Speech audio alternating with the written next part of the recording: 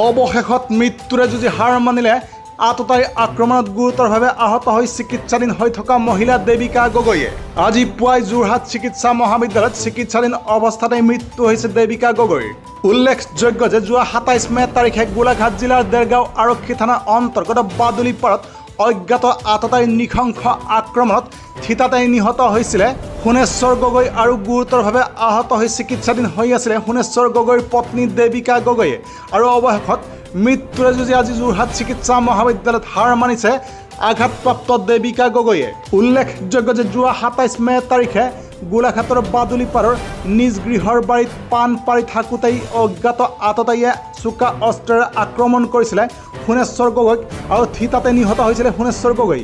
আৰু লগতে গুৰুতৰভাৱে আততায়ীৰ আক্ৰমণত আহত হৈ চিকিৎসাধীন হৈ আছিলে দেবিকা গগৈ। আৰু CCTV ফুটেজৰ ভিত্তিত আৰক্ষীয়ে গ্ৰেপ্তাৰ কৰিছিলে সন্তোষ ঘাটোৱাৰ নামৰ লোক এজনক আৰু অব্যাহত আছিলে তদন্ত।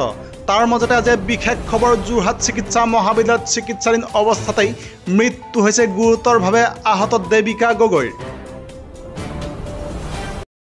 হয়, মানে যিটো ঘটনা বাদুলিপাৰত ঘটিছিলে সেই ঘটনাটোৰ আজি বৌগৰাকী ইতিমধ্যে আমাৰ ৫টা ২০ত আমাৰ মাজৰ পৰা গৈছেগৈ। যথেষ্ট আমাৰ ৰাইজ এতিয়া বৰ্তমান শংকিত হৈ আছোঁ।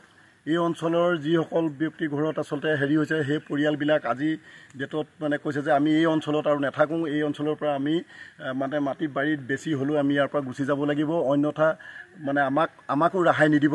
যিহেতু যিজন দোষী বৰ্তমান কায়ত্ব কৰিছে এই দোষীজনক আচলতে ফাৰ্ষ্ট ষ্টেট আদালতত যাতে শাস্তি দিব লাগে ৰাইজে ইতিমধ্যে জনাইছে। ইতিমধ্যে আমাৰ বৌগৰাকী ঢুকাইছে আৰু তেখেত আজি দিনৰ হয়তো ১২মান বজাত ইয়াত মানে পোষ্টমৰ্টম কৰাৰ পিছতে ইয়াত পাবহি আৰু পোৱাৰ পিছত কি উত্তপ্ত পৰিস্থিতিৰ সৃষ্টি হয় এই কথাটো আমি আচলতে ধৰিব পৰা নাই। আমি মানে ককাই ভাই হিচাপে আজি বংশৰ পৰিয়াল হিচাপে আচলতে আমি এক বুজাব পৰা অৱস্থাত আচলতে নাই।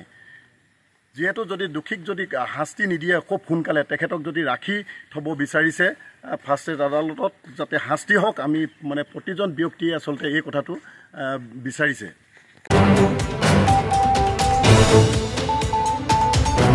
গোলাঘাটৰ পৰা প্ৰাঞ্জল দাসৰ ৰিপৰ্ট, নিউজ টাইম 3।